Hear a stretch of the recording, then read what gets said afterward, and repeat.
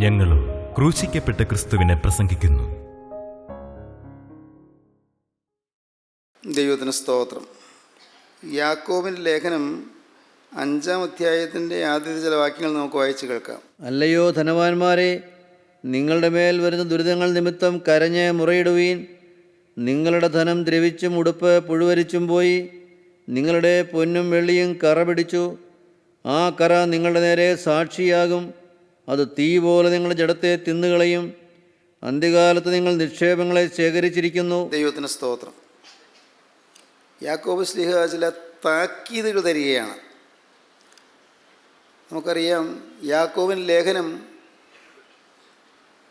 ആത്മീയ പക്വതയെ ആസ്പദമാക്കിയുള്ള ലേഖനമാണ്. ആത്മീയ പക്വത, സ്പിരിച്വൽ മെച്യൂരിറ്റി, ആത്മീയ പക്വത. ഒരു പക്വതയുള്ള വിശ്വാസി പ്രായോഗിക ജീവിതം എങ്ങനെയാണ് നയിക്കുന്നത് എന്നതിനെക്കുറിച്ചുള്ള വളരെ വ്യക്തമായ ചില നിർദ്ദേശങ്ങളും പ്രബോധനങ്ങളുമാണ് ഈ ലേഖനത്തിൽ അപ്പോസ്തലൻ തരുന്നത്. പ്രായോഗിക ജീവിതം അത് വലിയ പ്രസക്തിയുണ്ട്. നമുക്കൊരു തത്വങ്ങൾ പഠിച്ചു എന്നുള്ളതുകൊണ്ട് പ്രയോജനമില്ല. നമുക്ക് പലർക്കും തത്വങ്ങളറിയാം, ചില പ്രമാണങ്ങളറിയാം, വേദപുസ്തക സത്യങ്ങളും അറിയാം. പക്ഷേ അതുകൊണ്ട് മാത്രം പ്രയോജനമില്ല. നമ്മുടെ ജീവിതത്തിൽ പ്രായോഗിക തലത്തിൽ അത് അനുഭവമാക്കിയെടുക്കണം. പ്രായോഗിക ജീവിതത്തിൽ അനുഭവമാക്കണം. നാം അനുഭവിച്ചെടുക്കണം. അറിഞ്ഞെടുക്കുകയല്ല, അനുഭവിക്കണം. ക്രിസ്തീയ ജീവിതം അറിവിൻ്റെ ജീവിതമല്ല, അനുഭവത്തിൻ്റെ ജീവിതമാണ്. അനുഭവം സമാധാനം, സന്തോഷം, സ്നേഹം, വിനയം, ലളിത ജീവിതം, താഴ്മ, വിധേയത്വം, അനുസരണശീലം, എല്ലാവരെയും ശ്രേഷ്ഠരായി എണ്ണുന്ന സ്വഭാവം, മറ്റുള്ളവരെ മാനിക്കുകയും ആദരിക്കുകയും ചെയ്യുന്ന സ്വഭാവം, ഇങ്ങനെ ഏറ്റവും ശ്രേഷ്ഠമായ പല സ്വഭാവങ്ങൾ, അതെല്ലാം നമ്മുടെ ദൈനംദിന ജീവിതത്തിൽ നമുക്ക് പ്രായോഗികമാക്കി എടുക്കേണ്ടതാണ്. വളരെ ശ്രേഷ്ഠമായ ആശയങ്ങൾ മനസ്സിൽ സ്വരുക്കൂട്ടി വച്ചിരിക്കുന്നവരും പലപ്പോഴും പ്രായോഗിക തലങ്ങളിൽ പരാജയപ്പെടുന്നു. നല്ല ശ്രേഷ്ഠമായ തത്വചിന്തകളുണ്ട്, നല്ല പഠിപ്പുണ്ട്, നല്ല അറിവുണ്ട്, നല്ല പാണ്ഡിത്യമുണ്ട്. പക്ഷേ പ്രായോഗിക തലത്തിലേക്ക് വരുമ്പോഴേക്കും അവർ പരാജയമാണ്.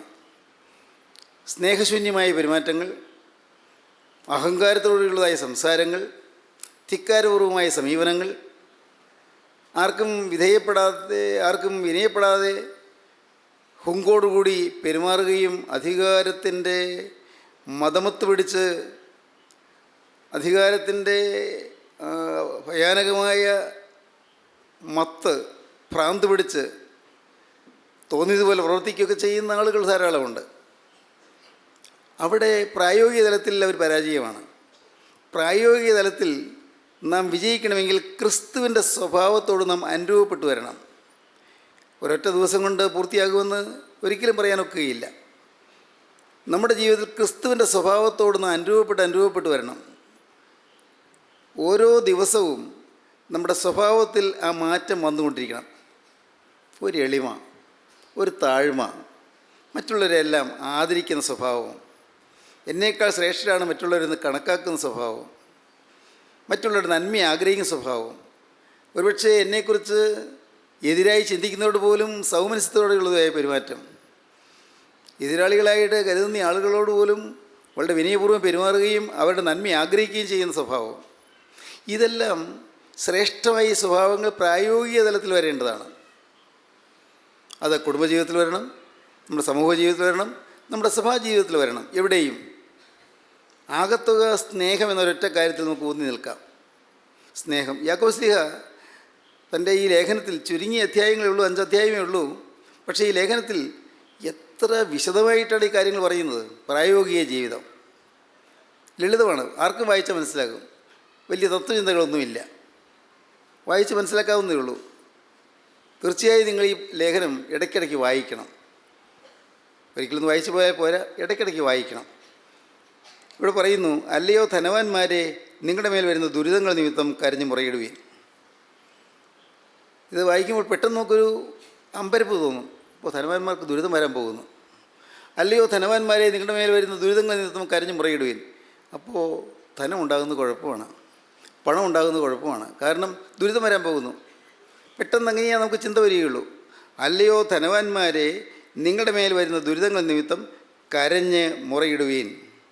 നിങ്ങളുടെ ധനം ദ്രവിച്ചും ഉടുപ്പ് പുഴുവരിച്ചും പോയി. നിങ്ങളുടെ പൊന്നും വെള്ളിയും കറ പിടിച്ചു, ആ കറ നിങ്ങളുടെ നേരെ സാക്ഷിയാകും. അത് തീ പോലെ നിങ്ങളുടെ ജഡത്തെ തിന്നുകളയും. അന്ത്യകാലത്ത് നിങ്ങൾ നിക്ഷേപങ്ങളെ ശേഖരിച്ചിരിക്കുന്നു. അപ്പോൾ നിക്ഷേപങ്ങൾ ശേഖരിക്കാൻ പാടില്ല, പണം സമ്പാദിക്കാൻ പാടില്ല, സമ്പത്തുണ്ടാകാൻ പാടില്ല എന്നൊക്കെ ആയിരിക്കുമോ ദൈവത്തിന് പരിശുദ്ധാത്മാവ് ആഗ്രഹിക്കുന്നത്? എന്തായിരിക്കും? അല്ലയോ ധനവാന്മാരെ, നിങ്ങളുടെ മേൽ വരുന്ന ദുരിതങ്ങൾ നിമിത്തം കരഞ്ഞു മുറയിടുകയും. ഈ ഒരൊറ്റ വാക്യം വെച്ച് നമുക്ക് ഒരു നിഗമനത്തിലെത്താൻ സാധിക്കുകയില്ല. ഈ ഒരൊറ്റ വാക്യത്തിന്മേൽ ഊന്നി നിന്നുകൊണ്ട് ഒരു തീരുമാനത്തിലെത്താൻ നമുക്ക് സാധിക്കുകയില്ല. തീരുമാനത്തിലെത്താൻ സാധിക്കണമെങ്കിൽ നാം മനസ്സിലാക്കണം, ഈ ധനവാന്മാരെന്ന് വേദപുസ്തകം പറയുന്ന പ്രയോഗത്തിൻ്റെ അർത്ഥതലങ്ങൾ എന്തെല്ലാമെന്ന് നാം മനസ്സിലാക്കണം. ധനവാൻ, കർത്താവ് തന്നെ പറഞ്ഞിട്ടുണ്ട്. മർക്കോസിന് സുവിശേഷം നമുക്ക് എടുക്കാം. മർക്കോസിന് ശേഷം 10-ാം അധ്യായവും വായിക്കാം. 21-ാം വാക്യം വായിച്ച്. യേശു അവനെ നോക്കി അവനെ സ്നേഹിച്ചു. ഒരു കുറവ് നിനക്കുണ്ട്, നീ പോയി നിനക്കുള്ളത് എല്ലാം വിറ്റ് ദരിദ്രർക്ക് കൊടുക്ക, എന്നാൽ നിനക്ക് സ്വർഗത്തിൽ നിക്ഷേപമുണ്ടാകും. പിന്നെ വന്ന് എന്നെ അനുഗമിക്ക എന്ന് പറഞ്ഞു. അവൻ വളരെ സമ്പത്തുള്ളവനാകൊണ്ട് ഈ വചനത്തിങ്കൽ വിഷാദിച്ച് ദുഃഖിതനായി പോയി കളഞ്ഞു. യേശു ചുറ്റും നോക്കി തൻ്റെ ശിഷ്യന്മാരോട്, സമ്പത്തുള്ളവർ ദൈവരാജ്യത്തിൽ കടക്കുന്നത് എത്ര പ്രയാസം എന്ന് പറഞ്ഞു. യേശു ചുറ്റും നോക്കി തൻ്റെ ശിഷ്യന്മാരോട്, സമ്പത്തുള്ളവർ ദൈവരാജ്യത്തിൽ കടക്കുന്നത് എത്ര പ്രയാസം എന്ന് പറഞ്ഞു. അവൻ്റെ ഈ വാക്കിനാൽ ശിഷ്യന്മാർ വിസ്മയിച്ചു. എന്നാൽ യേശു പിന്നെയും, മക്കളെ, സമ്പത്തിൽ ആശ്രയിക്കുന്നവർ ദൈവരാജ്യത്തിൽ കടക്കുന്നത് എത്ര പ്രയാസം. മക്കളെ, സമ്പത്തിൽ ആശ്രയിക്കുന്നവർ ദൈവരാജ്യത്തിൽ കിടക്കുന്നത് എത്ര പ്രയാസം. സമ്പത്തിൽ ആശ്രയിക്കുന്നവർ, സമ്പത്തുള്ളവർ ദൈവരാജ്യത്തിൽ കിടക്കുന്നത് എത്ര പ്രയാസം എന്ന് പറഞ്ഞിട്ട് കർത്താവിൻ്റെ എക്സ്പ്ലനേഷൻ, അതിൻ്റെ വിസ്തീർണം പറയുകയാണ്. സമ്പത്തുള്ളവർ ദൈവരാജ്യത്തിൽ കിടക്കുന്നത് പ്രയാസമാണെന്ന് കർത്താവ് പറഞ്ഞു. ഒട്ടകം സൂചിക്കൊഴിയൂടെ കിടക്കുന്നത് പോലെയാണെന്ന് സമ്പത്തുള്ളവർ കിടക്കുന്നു പോവുക, ദൈവരാജ്യത്തിൽ പ്രവേശിക്കുക. എന്നാൽ കർത്താവ് അത് വിശദീകരിച്ച് തരികയാണ്. മക്കളെ, അങ്ങനെയല്ല, നിങ്ങൾ കാര്യം ഗ്രഹിക്കൂ. സമ്പത്തിൽ ആശ്രയിക്കുന്നവർ ദൈവരാജ്യത്തിൽ കിടക്കുന്നത് എത്ര പ്രയാസം. അപ്പോൾ വേദപുസ്തക പ്രകാരം ധനവാൻ എന്ന് പറയുന്നത് ധനത്തിൽ ആശ്രയിക്കുന്നവനാണ്, ധനത്തിൽ ലക്ഷ്യം വയ്ക്കുന്നവനാണ്, ധനത്തെ മുൻനിരയിൽ കാണുന്നവനാണ്, മുഖ്യമായ പരിഗണന ധനത്തിന് കൊടുക്കുന്നവനാണ്. ഒന്നുമില്ലാത്തവനും വേദപുസ്തക പ്രകാരം ധനവാനായിരിക്കും, കാരണം അവൻ ധനത്തിൽ ആശ്രയിക്കുന്നു. ഒരുപക്ഷെ ഈ ലോകത്ത് ജീവിക്കാൻ പ്രയാസമില്ലാതെ വലയുന്നൊരു മനുഷ്യനും വേദപുസ്തകപ്രകാരം സമ്പന്നനായിരിക്കും, കാരണം അവൻ സമ്പത്തിൽ ആശ്രയിക്കുന്നു. സമ്പത്തേ ശരണം, ധനമേ ശരണം, പണമേ ശരണം എന്നുള്ള രീതിയിലായിരിക്കും ജീവിക്കുന്നത്. ഒരാൾ കപ്പലിൽ യാത്ര ചെയ്യുകയായിരുന്നു. കപ്പലിൽ പോകുന്ന മനുഷ്യൻ ഒരു ദിവസം, പല ദിവസങ്ങളിലുള്ള യാത്രയാണ്, ഒരു ദിവസം അദ്ദേഹം അവിടെ കപ്പലിൽ തന്നെയുള്ള വേറെ ഏതോ ഒരു ക്യാബിനിൽ പോയിട്ട് വന്നപ്പോൾ അദ്ദേഹം കിടന്നിരുന്ന ആ ക്യാബിനിലെ അതെല്ലാം അവിടെ കാണുന്നില്ല, അതൊന്നും കാണുന്നില്ല. അത് എവിടെയോ ആരോ എടുത്തുകൊണ്ട് പോയി. അദ്ദേഹം അമ്പരപ്പോടെ ഓടി നടന്നു. എവിടെയാണ് എൻ്റെ മുറിയിലെ ഷീറ്റ് എവിടെയാണ്, എൻ്റെ മുറിയിലെ ഷീറ്റ് എവിടെയാണ്? അന്വേഷിച്ച് നടന്നപ്പോൾ അതിലെ ജോലിക്കാർ പറഞ്ഞു, അത് കടലിലേക്ക് എറിഞ്ഞു കളഞ്ഞു. അതെന്താ എറിഞ്ഞു കളഞ്ഞത്? അല്ല, മുറിയൊന്ന് വൃത്തിയാക്കാനായിട്ട് ഈ പഴകിയ ഷീറ്റെല്ലാം എറിഞ്ഞു കളഞ്ഞ് പുതിയ ഷീറ്റ് ഇടാനായിട്ടാണ്. അദ്ദേഹം അവിടെ മോഹാലസ്യപ്പെട്ട് വീണു. ബോധം തെളിഞ്ഞപ്പോൾ പറഞ്ഞു, ഞാൻ എൻ്റെ ഷീറ്റിൻ്റെ ഇടയിലാണ് ഇത്രയും കാലം ഞാൻ സമ്പാദിച്ച് വെച്ചിരുന്നത്, എല്ലാം വെച്ചിരുന്നത്. ഇത്രയും കാലം ഞാൻ സമ്പാദിച്ച എൻ്റെ സമ്പത്തെല്ലാം, അതെല്ലാം ഞാൻ ഒരു ബാഗിനകത്താക്കി വെച്ചിരുന്നത് എൻ്റെ ഷീറ്റിൻ്റെ ഇടയിലാണ്. അയ്യോ, ഇനി അത് തിരിച്ചു കിട്ടില്ലല്ലോ. ആ സമ്പത്തുള്ളതായ അയാളുടെ ആശ്രയം, ഏതൊരു മനുഷ്യനും സമ്പത്ത് നഷ്ടപ്പെട്ടാൽ വേദന വരില്ലെന്നല്ല, ദുഃഖം വരാം. നഷ്ടം വരുമ്പോൾ തീർച്ചയായിട്ടും ദുഃഖം വരും, മനുഷ്യനല്ലേ, വരും. പക്ഷേ ആ സമ്പത്തിലുള്ളതായ ആശ്രയം ആ മനുഷ്യനെ നിരാശയിൽ ആഴ്ത്തിക്കളഞ്ഞു. സമ്പത്തിലുള്ളതായ ആശ്രയം കൊണ്ട് അദ്ദേഹത്തിൻ്റെ സുബോധം പോലും പോയി ജീവിതം കഷ്ടപ്പാടിലായി, യാതനയിലായി, ദുരിതത്തിലായി, സമ്പത്തിൽ ആശ്രയിച്ചു. കർത്താവ് ഇത് പറയുന്നത് ഒരു പ്രത്യേക സംഭവത്തോടനുബന്ധിച്ചാണ്. ഒരു പ്രമാണിയായ മനുഷ്യൻ കർത്താവിൻ്റെ അടുക്കൽ വന്ന് മുട്ടുകുത്തി. സാധാരണ പ്രമാണിമാരൊന്നും കർത്താവിൻ്റെ അടുക്കൽ വരാറില്ല. നാട്ടിലെ പ്രമാണികളോ പള്ളിയിലെ പ്രമാണിമാരോ അവരാരും കർത്താവിൻ്റെ മുമ്പിൽ വരാറില്ല. യെരൂശലേം ദേവാലയത്തിൽ എത്രയോ യഹൂദ ശ്രേഷ്ഠന്മാരുണ്ട്, പരീശ പ്രമാണിമാരുണ്ട്. അവരാരും യേശുവിൻ്റെ അരികിലേക്ക് വരുന്നത് യേശുവിനെ നമസ്കരിക്കാനും യേശുവിന് മുമ്പിൽ മുട്ടുകുത്തുവാനും ഒന്നുമല്ല. അവരഥവാ വന്നാൽ പോലും യേശുവിന് എന്തെങ്കിലും കുറ്റമുണ്ടോ എന്ന് നോക്കാനാണ് വരുന്നത്. കുറ്റം നോക്കാൻ, നിരീക്ഷിക്കാൻ വരുന്നവരാണ്. അന്ന് ഈ പ്രമാണി വന്നത് അങ്ങനെയൊന്നുമല്ല. വളരെ നല്ല നിർമ്മലമായ ഉദ്ദേശത്തോടുകൂടിയാണ് വന്നത്, നിഷ്കളങ്കമായ ഉദ്ദേശത്തോടുകൂടി. അദ്ദേഹം വന്നു യേശുവിന് മുമ്പിൽ മുട്ടുകുത്തി. ചോദിച്ചു, കർത്താവേ, ഗുരു, ഞാൻ നിത്യജീവനെ പ്രാപിക്കാൻ എന്താ ഞാൻ ചെയ്യേണ്ടത്? നിത്യജീവനെ പ്രാപിക്കണമെന്നുണ്ട്, എനിക്ക് നിത്യസ്വർഗം വേണമെന്നുണ്ട്. അപ്പോൾ നിത്യസ്വർഗം, സ്വർഗത്തെക്കുറിച്ച് വിശ്വാസമുള്ള ആളാണ്. സ്വർഗത്തിലെത്തുക എന്നുള്ളത് ജീവിതത്തിലൊരു ലക്ഷ്യമാക്കി വെച്ചിരിക്കുന്ന ആളാണ്. അതിനെന്താണ് ചെയ്യേണ്ടതെന്ന് അറിയാനുള്ള ആഗ്രഹമുള്ള ആളാണ്. ഗുരു, ഞാൻ എന്താ ചെയ്യേണ്ടത്? നിത്യജീവൻ പ്രാപിക്കണമെന്നുണ്ട്, ഞാൻ എന്താ ചെയ്യേണ്ടത്? കർത്താവ് പറഞ്ഞു, കൽപ്പനകൾ പ്രമാണിക്കുക. അവൻ പറഞ്ഞു, ഗുരു, ഞാനത് ചെറുപ്പം മുതലേ പ്രമാണിച്ചു പോരുന്നു. എല്ലാ കൽപ്പനകളും, ദൈവത്തിൻ്റെ വചനത്തിൽ പറഞ്ഞിരിക്കുന്ന ന്യായപ്രമാണ കൽപ്പനകൾ എല്ലാം ഞാൻ ചെറുപ്പം മുതലേ പ്രമാണിച്ചു പോരുന്നു. കർത്താവ് അവനെ നോക്കി. കർത്താവിന് ഉള്ളിൽ സ്നേഹം ഇങ്ങനെ ഉറന്നുകൂടി. അവൻ്റെ നേരെ കർത്താവ് നോക്കിയപ്പോൾ കർത്താവ് അവൻ്റെ മുഖത്തേക്ക് മാത്രമല്ല അവൻ്റെ ഹൃദയത്തിലേക്ക് നോക്കി. കർത്താവ് ഹൃദയം കാണുന്നല്ലോ, അവൻ്റെ ജീവിതം മുഴുവൻ കർത്താവ് കാണുന്നല്ലോ. കർത്താവ് പറഞ്ഞു, ഒരു കുറവ് നിനക്കുണ്ടല്ലോ, ഒരു കാര്യത്തിൽ നിനക്ക് കുറവുണ്ടല്ലോ. നീ പറഞ്ഞതൊക്കെ ശരിയാണ്, നിനക്ക് നിത്യജീവൻ വേണമെന്ന് ആഗ്രഹമുണ്ട്, നല്ലത്. നീ കൽപ്പനകൾ പ്രമാണിച്ചു പോരുന്നു, അത് നല്ലത്. നല്ല ബോധത്തോടെ കൽപ്പനകൾ പ്രമാണിക്കണമെന്നുള്ളതായി ദൃഢമായ നിശ്ചയത്തോടെ നല്ല പ്രതിജ്ഞയോടെ മുന്നോട്ട് പോകുന്നവനാണ് നല്ലത്. എനിക്കിതിനോട് സ്നേഹം തോന്നുന്നു, നല്ലത്. കുഞ്ഞിന് ഒരു കാര്യം പറയട്ടെ, നീ നിത്യജീവൻ പ്രാപിക്കാൻ ഒരു കാര്യത്തിൻ്റെ കുറവ് നിനക്കുണ്ട്, ഒരു കാര്യത്തിന് കുറവുണ്ട്. കർത്താവ് ശിഷ്യന്മാർ കൂടെ ഉണ്ട്. ഇവരും കർത്താവിന് മുഖത്തേക്ക് നോക്കി നിൽക്കുകയാണ്. എന്താണ് കർത്താവ് പറയാൻ പോകുന്നത്? ഒരു കുറവ് നിനക്കുണ്ട്, നിനക്കുള്ളതൊക്കെയും വിറ്റ് ദരിദ്രർക്ക് കൊടുക്കുക, പിന്നെ വന്ന് എന്നെ അനുഗമിക്കുക. അവനത് കേട്ടപ്പോൾ അമ്പരന്ന് പോയി. ആരോടും കർത്താവ് ഇങ്ങനെ പറഞ്ഞിട്ടില്ല, സ്വത്ത് വിൽക്കാനൊന്നും പറഞ്ഞിട്ടില്ല. എന്നോട് എന്താ ഇങ്ങനെ പറഞ്ഞത്? ഞാൻ അന്യായമായി സമ്പാദിച്ചതല്ല, ആരുടെയും മോഷ്ടിച്ചെടുത്തതൊന്നുമല്ല, എനിക്ക് വേറെ ആരുടെയും വേണമെന്നില്ല.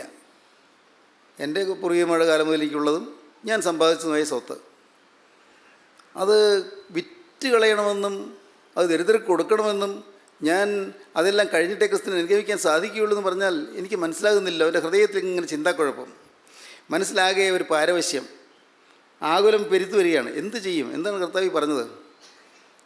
പറഞ്ഞത് സത്യമാണെന്ന് അവനറിയാം. യേശുക്രിസ്തു പറഞ്ഞത് സത്യമാണ്, അതാണ് അതിൻ്റെ വഴി. അതിന് ചിന്താക്കുഴപ്പത്തിന് ആവശ്യമില്ല. പക്ഷേ ഞാൻ എന്ത് ചെയ്യും? ഈ സ്വത്തെല്ലാം വിൽക്കുക, അന്യായമായി സമ്പാദിച്ചതാണെങ്കിൽ കൊടുക്കാമായിരുന്നു, പക്ഷേ അതൊന്നും അല്ലല്ലോ. എന്താണ് ഇങ്ങനെ കർത്താവ് പറഞ്ഞത്?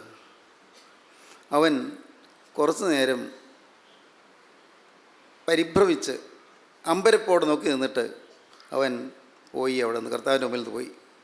അവൻ നിരാശയോടെ ദുഃഖിതനായി പോയിക്കൊണ്ടിരിക്കുന്നത് കർത്താവിൻ്റെ ശിഷ്യന്മാർ കണ്ടു. അവർക്കൊരു സഹതാപം തോന്നി. കർത്താവെ, അവൻ പോയല്ലോ. ഇങ്ങനെ സമ്പത്തുള്ളവർ ദൈവരാജ്യത്തിൽ കിടക്കുന്ന പ്രയാസം എന്ന് പറഞ്ഞത് ഞങ്ങൾക്ക് മനസ്സിലാകുന്നില്ലല്ലോ. കർത്താവ് പറഞ്ഞു, മക്കളെ, അങ്ങനെയല്ല, സമ്പത്തിൽ ആശ്രയിക്കുന്നവരുടെ കാര്യമാണ് ഞാൻ പറഞ്ഞത്.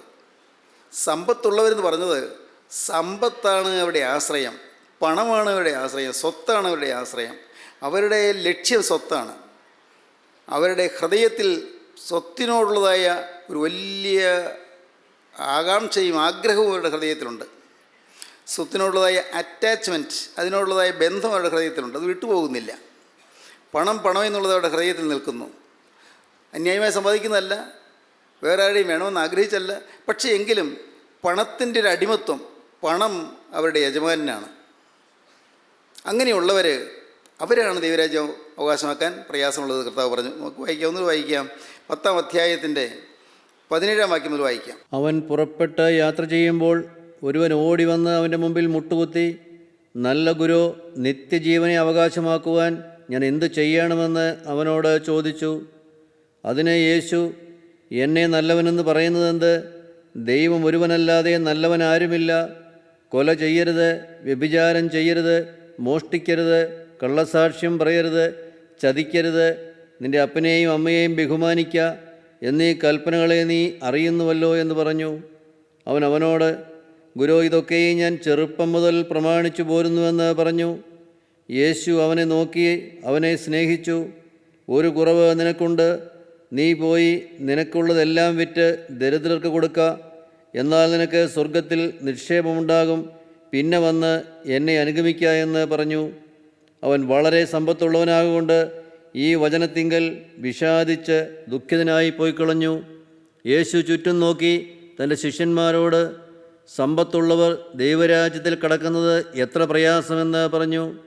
അവൻ്റെ ഈ വാക്കിനാൽ ശിഷ്യന്മാർ വിസ്മയിച്ചു. എന്നാൽ യേശു പിന്നെയും, മക്കളെ, സമ്പത്തിൽ ആശ്രയിക്കുന്നവർ ദൈവരാജ്യത്തിൽ കടക്കുന്നത് എത്ര പ്രയാസം! ധനവാൻ ദൈവരാജ്യത്തിൽ കടക്കുന്നതിനേക്കാൾ ഒട്ടകം സൂചിക്കുഴയോടെ കടക്കുന്നത് എളുപ്പമെന്ന് ഉത്തരം പറഞ്ഞു. അവർ ഏറ്റവും വിസ്മയിച്ചു. എന്നാൽ രക്ഷപ്രാപിപ്പാൻ ആർക്ക് കഴിയുമെന്ന് തമ്മിൽ പറഞ്ഞു. യേശു അവരെ നോക്കി, മനുഷ്യർക്ക് അസാധ്യം തന്നെ, ദൈവത്തിന് അല്ലതാനും. ദൈവത്തിന് സകലവും സാധ്യമല്ലോ എന്ന് പറഞ്ഞു. ദൈവത്തിന് സ്തോത്രം. വളരെ വ്യക്തമായി ദൈവത്തിൻ്റെ വചനം നമുക്ക് ഗൗരവമേറിയ ചില ആശയങ്ങൾ പറഞ്ഞു തരികയാണ്. ഏതിലാണോ നമ്മുടെ ആശ്രയം, അതാണ് നമ്മുടെ വിഗ്രഹം. ഏതിലാണോ നമ്മുടെ ആശ്രയം? മക്കളിലാണോ ആശ്രയം? മക്കൾ നമ്മുടെ വിഗ്രഹമാണ്. പണത്തിലാണോ ആശ്രയം? പണം നമ്മുടെ വിഗ്രഹമാണ്. ജോലിയിലാണോ ആശ്രയം? ജോലി നമ്മുടെ വിഗ്രഹമാണ്. നമ്മുടെ ബാങ്ക് ബാലൻസിലാണല്ലോ നമ്മുടെ ആശ്രയം? ബാങ്ക് ബാലൻസ് നമ്മുടെ വിഗ്രഹമാണ്. നമ്മുടെ ആരോഗ്യത്തിലാണോ നമ്മുടെ ആശ്രയം? ആരോഗ്യം നമ്മുടെ ഒരു വിഗ്രഹമാണ്. നമ്മുടെ കഴിവുകളിലോ നമ്മുടെ നൈപുണ്യങ്ങളിലോ ആണോ നമ്മുടെ ആശ്രയം? അത് നമ്മുടെ വിഗ്രഹമാണ്. ഒരിക്കലും യേശുക്രിസ്തുവിനേക്കാൾ കൂടുതൽ ഒന്നിനെയും സ്നേഹിച്ചു പോകരുത്. വളരെ ഗൗരവമേറിയ കാര്യമാണ്. യേശുക്രിസ്തുവാണ് നമ്മുടെ വാസ്തവത്തിൽ ആരാധനാപാത്രം. യേശുക്രിസ്തുവിലാണ് നാം മുഴുവൻ സങ്കേതവും കണ്ടെത്തുന്നത്. മുഴുവൻ ആശ്രയവും യേശുക്രിസ്തുവിലാണ്. യേശുക്രിസ്തു ഉണ്ടെങ്കിൽ പണമുണ്ട്, യേശുക്രിസ്തു ഉണ്ടെങ്കിൽ ആരോഗ്യമുണ്ട്, യേശുക്രിസ്തു ഉണ്ടെങ്കിൽ ജോലിയുണ്ട്, യേശുക്രിസ്തു ഉണ്ടെങ്കിൽ സമാധാനമുണ്ട്. ക്രിസ്തുമയമായിരിക്കും നമ്മുടെ ജീവിതം. ക്രിസ്തു കേന്ദ്രീകൃതമായിരിക്കും നമ്മുടെ ജീവിതം. യേശുക്രിസ്തു. പ്രിയപ്പെട്ടവരെ, നിങ്ങളുടെ ജീവിതത്തിലേക്ക് നിങ്ങൾ തിരിഞ്ഞു നോക്കൂ. ഒരു സെക്കൻഡ് നേരം നിങ്ങൾ നോക്കൂ, നിങ്ങളുടെ ആശ്രയം എന്തിലാണ്? എൻ്റെ മാതാപിതാക്കളെക്കാൾ കൂടുതൽ ഞാൻ യേശുവിനെ സ്നേഹിക്കുന്നു. എൻ്റെ മാതാപിതാക്കളെക്കാൾ കൂടുതൽ ഞാൻ യേശുവിനെ സ്നേഹിക്കുന്നു. എൻ്റെ ഭാര്യയേക്കാൾ കൂടുതൽ ഞാൻ യേശുവിനെ സ്നേഹിക്കുന്നു. എൻ്റെ ഭർത്താവിനേക്കാൾ കൂടുതൽ ഞാൻ യേശുവിനെ സ്നേഹിക്കുന്നു. എൻ്റെ മക്കളെക്കാൾ കൂടുതൽ ഞാൻ യേശുവിനെ സ്നേഹിക്കുന്നു. ഇത് പറയാൻ എളുപ്പമാണ്, പക്ഷേ അത് ജീവിതത്തിൽ അനുഭവമാക്കുവാൻ വളരെ പ്രയാസമാണ്. കാരണം നമുക്ക് തോന്നും ഞാൻ യേശുവിനെ സ്നേഹിക്കുന്നു, മറ്റുള്ള എല്ലാവരിനേക്കാളും കൂടുതൽ യേശുവിനെ സ്നേഹിക്കുന്നുവെന്ന്. പക്ഷേ ഒരു കാര്യം നിങ്ങൾ മനസ്സിലാക്കൂ, ഒരു പരിശോധനാഘട്ടം വരുമ്പോൾ, ടെസ്റ്റ് കേസ് വരുമ്പോൾ നിങ്ങൾക്ക് മനസ്സിലാകും നിങ്ങൾക്ക് ഏതാണ് ആശ്രയമെന്ന്. നിങ്ങളുടെ വീടാണോ, നിങ്ങളുടെ സ്വത്താണോ, നിങ്ങളുടെ ജോലിയാണോ, നിങ്ങളുടെ പണമാണോ, നിങ്ങളുടെ ജീവിതത്തിൽ നിങ്ങൾക്ക് ലഭിക്കുന്നതായ സൗകര്യങ്ങളാണോ, ഏതാണ് നിങ്ങളുടെ ആശ്രയം നിങ്ങൾക്ക് മനസ്സിലാകും. ഏതെങ്കിലും ഒരു കാര്യത്തിൽ നമുക്കൊരു ക്ഷീണം വന്നാൽ അപ്പോൾ നമ്മുടെ ഉള്ളം പിടയുന്നത് കാണാം. ഏതെങ്കിലും കാര്യത്തിൽ നമുക്ക് ബലഹീനത വന്നാൽ ഉള്ളം പിടയുന്നു. അതിന് കാരണം അത് നമ്മുടെ ആശ്രയമാണ്. മക്കളില്ലാത്തവരുണ്ട്. അവർ മക്കളില്ലാത്തതുകൊണ്ട് നിരാശപ്പെട്ട് കഴിയുന്നവരുണ്ട്. അയ്യോ, എനിക്കൊരു കുഞ്ഞുണ്ടായില്ലല്ലോ. തീർച്ചയായിട്ടും ഒരു കുഞ്ഞ് വേണമെന്ന് ആഗ്രഹിക്കുന്നത് നല്ലതാണ്, തെറ്റില്ല. പക്ഷേ യേശുക്രിസ്തുവിനേക്കാൾ കൂടുതൽ ഒരു കുഞ്ഞിനെ നമുക്ക് കിട്ടിയിട്ട് കാര്യമില്ല. യേശുക്രിസ്തുവിനോട് കൂടെ ഒരു ശിശു ഉണ്ടെങ്കിൽ നല്ലത്. ഇല്ലേ, എനിക്ക് ഈ ജീവിതത്തിൽ ഒരു കുഞ്ഞില്ലെങ്കിലും, ഒരു വിവാഹം നടന്നില്ലെങ്കിലും, എൻ്റെ കർത്താവേ, എൻ്റെ ജീവിതത്തിൽ എനിക്ക് സമ്പത്തില്ലെങ്കിലും, എനിക്കൊരു നല്ല തൊഴിലില്ലെങ്കിലും, എൻ്റെ യേശുവേ, എനിക്ക് നീ മാത്രം മതി. നീ എൻ്റെ ജീവിതത്തിന് നാഥനായിരിക്കണം. നീ എൻ്റെ കർത്താവായിരിക്കണം. നീ എൻ്റെ ഉടയവനായിരിക്കണം. നീ എൻ്റെ ഹൃദയത്തിൽ വസിക്കണം. നാഥ, നീ മതി എനിക്ക്. യേശു മതി എനിക്ക്. ദൈവത്തിന് സ്തോത്രം. ഈ ഒരു വ്യക്തമായ ബോധ്യം നിങ്ങൾക്കുണ്ടെങ്കിൽ നിങ്ങൾക്ക് ജയിച്ച് മുന്നോട്ട് പോകാം. ആത്മീയ ജീവിതത്തിൽ ജയിച്ച് മുന്നേറാം. ദൈവത്തിന് സ്തോത്രം. നിങ്ങളുടെ ജീവിതത്തിലെ വിഗ്രഹങ്ങളെല്ലാം ഉടച്ചു കളയുക. യേശുവിനേക്കാൾ കൂടുതൽ എന്തിനെയെല്ലാം നിങ്ങൾ വിഗ്രഹമായി കൽപ്പിക്കുന്നുവോ അഥവാ ഏതിനെയെല്ലാം നിങ്ങൾ ആശ്രയിക്കുന്നുവോ അതിൽ നിങ്ങൾ ഹൃദയത്തിൽ മാറ്റിക്കളയുക. യേശുവേ, എനിക്ക് നിൻ്റെ സാന്നിധ്യം വേണം. യേശുവേ, എനിക്ക് നിൻ്റെ കൃപ വേണം. യേശുവേ, നിൻ്റെ വ്യക്തിത്വം എൻ്റെ ഹൃദയത്തോട് അലിഞ്ഞു ചേരണം. യേശുവേ, ഇതിൻ്റെ സ്വഭാവം എൻ്റെ ഹൃദയത്തിൽ ലയിച്ചു ചേരണം. യേശുവേ, നീ എന്നിൽ വസിക്കണം. ദൈവത്തിന് സ്തോത്രം. പ്രിയപ്പെട്ടവരെ, ഈ ഒരു ആഗ്രഹം നിങ്ങളുടെ ഹൃദയത്തിലുണ്ടായാൽ നിങ്ങൾക്ക് ജയിക്കാം. നിങ്ങൾക്ക് ജയിച്ചേച്ച് മുന്നോട്ട് പോകാം. ദൈവത്തിന് സ്തോത്രം. ഇവിടെ നാം വായിച്ചത് എന്താണ്? വായിച്ചത് യേശു അവനെ നോക്കി അവനെ സ്നേഹിച്ചു. കാരണം അവൻ പറഞ്ഞതൊക്കെ ശരിയാണ്. കൽപ്പനകൾ പ്രമാണിക്കുന്നു. അവൻ കൽപ്പനകൾ പ്രമാണിക്കുന്നു മാത്രമല്ല, അവൻ ചെറുപ്പം മുതലേ അത് പ്രമാണിച്ച് പോരുന്നു. ബാല്യം മുതലേ ശീലമാണ് അവന്. കൽപ്പനകളെല്ലാം പ്രമാണിക്കുന്നു. ഒന്ന് നോക്കിയാൽ, നമ്മുടെ ജീവിതത്തിലേക്ക് നോക്കിയാൽ ദൈവത്തിൻ്റെ വചനത്തിലുള്ളതായ കൽപ്പനകളെല്ലാം നാം പ്രമാണിക്കുന്നുണ്ടോ? എത്രയോ തവണ കൽപ്പനകൾ നാം ലംഘിച്ചിട്ടുണ്ട്. എത്രയോ തവണ തെറ്റുകൾ പറ്റിയിട്ടുണ്ട്. ഈ ചെറുപ്പക്കാരൻ ബാല്യം മുതലേ അതെല്ലാം അനുഷ്ഠിച്ചു പോരെന്ന് പറയുന്നത് എത്ര ഉയർന്ന ചിന്താഗതിയാണ്, എത്ര ഉയർന്ന നിലവാരമാണ്. കൽപ്പനകളെല്ലാം ചെറുപ്പം മുതലേ പ്രമാണിച്ചു പോരുന്നു. യേശു അവൻ നോക്കി അവനെ സ്നേഹിച്ചു. സത്യമാണ്. അവൻ്റെ ഹൃദയത്തിൽ നിഷ്കളങ്കമായ ഉദ്ദേശമുണ്ട്, നിത്യജീവൻ പ്രാപിക്കണമെന്ന്. നല്ല ആഗ്രഹം. കർത്താവിന് സന്തോഷമായി. യേശു അവനെ നോക്കി അവനെ സ്നേഹിച്ചു. യേശു അവനെ സ്നേഹിച്ചതുകൊണ്ട് യേശു എന്തു ചെയ്യുന്നു? അവനോട് പറഞ്ഞു കൊടുക്കുകയാണ്, കർത്താവ്, നിനക്കൊരു കുറവുണ്ട്. ഒരു കുറവുണ്ട് എന്ന് ചൂണ്ടിക്കാണിക്കുന്നതാണ് സ്നേഹം. ദൈവത്തിന് സ്തോത്രം. യേശു അവനെ സ്നേഹിച്ചു, നിനക്കൊരു കുറവുണ്ട്. പലപ്പോഴും നമ്മുടെ ഉള്ളം പിടയ്ക്കുന്നൊരു കാര്യമാണത്. നമ്മുടെ കുറവ് ആരെങ്കിലും ചൂണ്ടിക്കാണിച്ചാൽ നമുക്ക് ഇഷ്ടപ്പെടില്ല. മനുഷ്യനങ്ങനെയാണ്. നമ്മുടെ കുറവുകൾ ചൂണ്ടിക്കാണിക്കുന്നു. എൻ്റെ കുറവ് കാണിക്കാൻ ഈ പറയുന്നയാൾക്ക് കുറവില്ലാതെയാണോ? പറയുന്നയാൾക്ക് എന്നെ ഉദ്ദേശിക്കാനൊക്കെ വേണം അതിനുള്ള എന്താ അദ്ദേഹത്തിനുള്ളത്? ഇങ്ങനെയെല്ലാമുള്ള ചിന്തകൾ നമ്മുടെ മനസ്സിൽ വരും. നിങ്ങൾ മനസ്സിലാക്കൂ, ജീവിതത്തിൽ നമ്മെ ഒരാൾ സ്നേഹിക്കുന്നെങ്കിൽ നമ്മുടെ കുറവുകൾ ചൂണ്ടിക്കാണിച്ചു തരും. കുറവുകളോ തെറ്റുകളോ ഉണ്ടെങ്കിൽ ചൂണ്ടിക്കാണിച്ചു തരുന്നതാണ് സ്നേഹം. കാരണം അത് തിരുത്തി മുന്നോട്ട് പോകാൻ സാധിക്കും. ഏറ്റവും നിശ്ചിതമായി കുറവുകൾ ചൂണ്ടിക്കാണിച്ചു തരുന്നത് നമ്മൾ ഏറ്റവും അധികം സ്നേഹിക്കുന്നവർക്കേ പറ്റൂ. അവിടെ വൈരാഗ്യമല്ല, പകയല്ല, വിദ്വേഷമല്ല. കൃത്യമായിട്ട് നമ്മുടെ തെറ്റുകൾ ചൂണ്ടിക്കാണിച്ചു തരുന്നത് നമ്മെ സ്നേഹിക്കുന്നതുകൊണ്ടാണ്. ദൈവത്തിൻ്റെ പരിശുദ്ധാത്മാവ് എല്ലാ കാലത്തും അങ്ങനെ ചെയ്യുന്നത്. ദൈവത്തിൻ്റെ പരിശുദ്ധാത്മാവ് മനുഷ്യനെ ശുദ്ധീകരിക്കുന്നതാണ്. മനുഷ്യൻ്റെ ഹൃദയത്തെ ശുദ്ധീകരിക്കുന്നതാണ്. നമ്മുടെ കുറവുകൾ എല്ലാം കാണിച്ചു തരുന്നതാണ്. നമ്മുടെ പോരായ്മകൾ ചൂണ്ടിക്കാണിച്ചു തരുന്നതാണ്. അപ്പോൾ നാം പിടയ്ക്കരുത്. ദൈവത്തിൻ്റെ ആത്മാവ് നമ്മുടെ തെറ്റുകൾ ചൂണ്ടിക്കാണിച്ചു തരുമ്പോൾ നാം സംഭ്രമിക്കരുത്, നാം ഭയപ്പെടരുത്, അപ്പോൾ നാം തളരരുത്. നേരെമറിച്ച് അപ്പോഴാണ് നാം പ്രസന്നരാകേണ്ടത്. പ്രസന്നത. ഭാഗ്യമായല്ലോ, ഞാൻ ഇതുവരെയും ചിന്തിക്കാത്തൊരു കുറവ് എനിക്കുണ്ടല്ലോ, ഞാൻ ചിന്തിക്കാത്ത ചില വശങ്ങൾ എൻ്റെ ജീവിതത്തിലുണ്ടല്ലോ. ദൈവത്തിന് സ്തോത്രം. ദൈവത്തിൻ്റെ വലിയ നാമം മഹത്വപ്പെടട്ടെ. എൻ്റെ ആത്മീയ ജീവിതത്തിൽ എനിക്ക് ലഭിച്ച ഒരു മഹാഭാഗ്യം, വളരെ കൃത്യമായി എൻ്റെ ജീവിതത്തിലെ കുറവുകൾ ഒരു പരിശുദ്ധനായ ദൈവപുരുഷൻ കാണിച്ചു തന്നു. എൻ്റെ ജീവിതത്തിലെ പോരായ്മകൾ കാണിച്ചു തന്നു. എന്നോട് കർക്കശമായി ഇടപെട്ടു, വളരെ കർശനമായി ഇടപെട്ടു. ഭാരം തോന്നാവുന്ന രീതിയിൽ തന്നെ എനിക്ക് ഇപ്പോൾ തോന്നുന്നു. പക്ഷേ അന്ന് എനിക്ക് ഭാരവും തോന്നിയില്ല, ഒരു പ്രയാസം തോന്നിയില്ല. ഞാൻ എളിമപ്പെട്ടു, ഞാൻ വിനയപ്പെട്ടു. ഭാഗ്യം.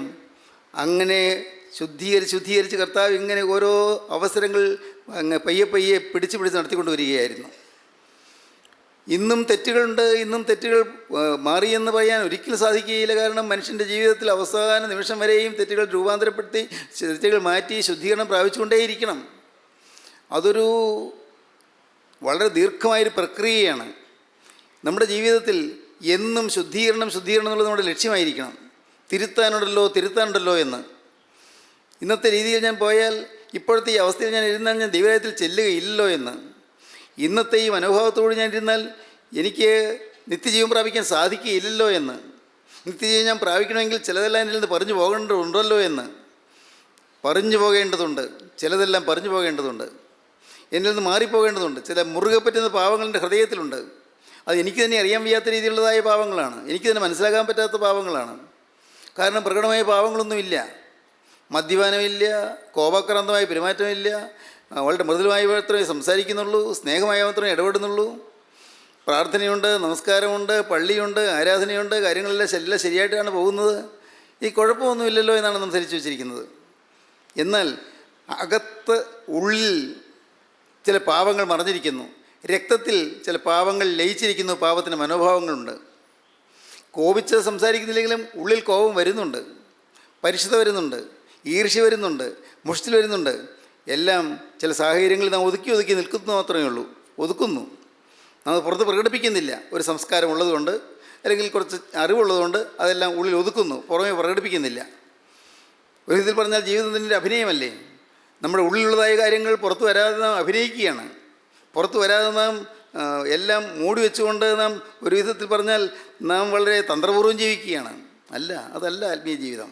ആത്മീയ ജീവിതം എല്ലാം തുറന്നിരിക്കും. എന്തെല്ലാം തെറ്റുകളുണ്ടോ അത് നമുക്ക് കിട്ടുമ്പോൾ, അറിവായുമ്പോൾ ഉടനെ നാം തിരുത്താൻ തയ്യാറാകുന്നു, തെറ്റുകൾ തിരുത്തുന്നു. യേശു അവനെ നോക്കി അവനെ സ്നേഹിച്ചു. പ്രിയപ്പെട്ടവരെ, ഇന്ന് നിങ്ങൾ കേട്ടുകൊണ്ടിരിക്കുമ്പോൾ യേശു നിങ്ങൾക്ക് എന്തെങ്കിലും കുറ്റബോധം തരുന്നുണ്ടെങ്കിൽ അതിൻ്റെ അർത്ഥം യേശു നിങ്ങളെ സ്നേഹിക്കുന്നതെന്നാണ്. നമ്മുടെ ഈ കൂട്ടായ്മയിൽ നിങ്ങൾ ശ്രദ്ധിച്ചാൽ കാണാം, ഒരിക്കലും ഒരു കാരണവശാലും ഒരിക്കൽ പോലും ആരുടെയും ജീവിതത്തിലെ നന്മകൾ എടുത്ത് പറയുന്നില്ല. ഓരോരുത്തരെയും തെറ്റുകളെ ചൂണ്ടിക്കാണിക്കുന്നത്. ഈ കൂട്ടായ്മയിൽ വരുമ്പോൾ കിട്ടുന്നത് എന്താണ്? പാവബോധമാണ് കിട്ടുന്നത്. പോരല്ലോ എന്നാണ്. നിങ്ങൾ ശ്രദ്ധിച്ചിട്ടുണ്ടെങ്കിൽ കാണാം. വർഷങ്ങളായി ഞാൻ അനുഭവിക്കുന്ന കാര്യമാണ് പറയുന്നത്. കൂട്ടായ്മയിൽ വരുമ്പോൾ, വചനം കേൾക്കുമ്പോൾ ലഭിക്കുന്നത് പാവബോധമാണ്. ഉള്ളിൽ നീറ്റലാണ്, ഉള്ളിൽ കുത്തുകൊള്ളുകയാണ്, ഹൃദയത്തിൽ മുറിവേൽക്കുകയാണ്. അയ്യോ പോരല്ലോ, ഇതിങ്ങനെ ജീവിച്ചാൽ പോരല്ലോ, ഞാൻ തികഞ്ഞു എന്നൊരിക്കലും തോന്നുന്നില്ല. നമുക്ക് ആർക്കെങ്കിലും തോന്നുന്നുണ്ടോ? ഇല്ല, നമുക്ക് തോന്നുന്നില്ല. ഞാൻ തികഞ്ഞു എന്ന് ഒരിക്കലും തോന്നുന്നില്ല. കാരണം കുറ്റബോധം കിട്ടുകയാണ്. പരിശുദ്ധാത്മാവ് വരുമ്പോൾ പാപത്തെക്കുറിച്ചും നീതിയെക്കുറിച്ചും ന്യായവിധിയെക്കുറിച്ചും ബോധം വരുത്തും. പാപത്തെക്കുറിച്ചുള്ള ബോധം തരികയാണ്. പാവബോധം തരുന്നു. ദൈവത്തിന് സ്തോത്രം. പാവബോധത്തിൽ നിന്ന് പരിശുദ്ധാത്മാവ് നയിക്കുന്നു. എന്തൊരു ഭാഗ്യം! നമ്മുടെ ജീവിതത്തിലെ കുറവുകൾ ചൂണ്ടിക്കാണിച്ച് പരിശുദ്ധാത്മാവ് നയിക്കുന്നു. ശ്രേഷ്ഠമായ അനുഭവങ്ങൾക്ക് തന്ന പരിശുദ്ധാത്മാവ് നമ്മൾ നയിക്കുന്നു. ദൈവത്തിന് സ്തോത്രം. ഞാൻ ഓർക്കുകയാണ്, ഇന്ന് ഈ വചനങ്ങൾ നിങ്ങൾ കേട്ടുകൊണ്ടിരിക്കുമ്പോൾ തന്നെ നിങ്ങൾക്ക് ഈ ശുദ്ധീകരണം പ്രാപിക്കാമെന്ന്, ഈ ശുദ്ധീകരണം നിങ്ങൾക്ക് അനുഭവിക്കാമെന്ന്, നിങ്ങളുടെ ജീവിതത്തെ നിങ്ങൾക്ക് തുറന്നു കാണാമെന്ന്. ജീവിതത്തെ തുറന്നു കാണുക. കാരുണ്യവാനായ ഞങ്ങളുടെ സ്വർഗീയ പിതാവേ, ഈ മനോഹരമായ സമയത്തിനായി ഞങ്ങൾ നിന്നെ സ്തുതിക്കുന്നു. തിരുസാന്നിധ്യം ഞങ്ങൾക്ക് ദാനമായി തന്നതിനായി ഞങ്ങൾ നിന്നെ സ്തുതിക്കുന്നു. അപ്പോൾ ഞങ്ങൾ അർഹിക്കാത്ത അനുഗ്രഹങ്ങളും അനുഭവങ്ങളും തരുന്നതിനായി ഞങ്ങൾ നിന്നെ സ്തുതിക്കുന്നു. ഈ മക്കളെ എല്ലാം അവിടെ നിന്ന് അനുഗ്രഹിക്കണമേ. എൻ്റെ കർത്താവേ, യേശുവിൻ്റെ സ്നേഹം തിരിച്ചറിയാൻ ഈ മക്കളുടെ ഹൃദയങ്ങളെ തുറക്കണമേ. യേശുവിൻ്റെ കുരിശിലെ സ്നേഹത്തിൻ്റെ അത്ഭുതം അനുഭവിപ്പാൻ ഈ മക്കൾക്ക് എല്ലാവർക്കും സൗഭാഗ്യം നൽകണമേ. അത് രണ്ടാമത്തെ വരവിന് വേണ്ടി എല്ലാവരും ഒരുക്കണമേ. യേശുവിൻ നാമത്തിൽ തന്നെ. ആമീൻ. ഹല്ലേലൂയ.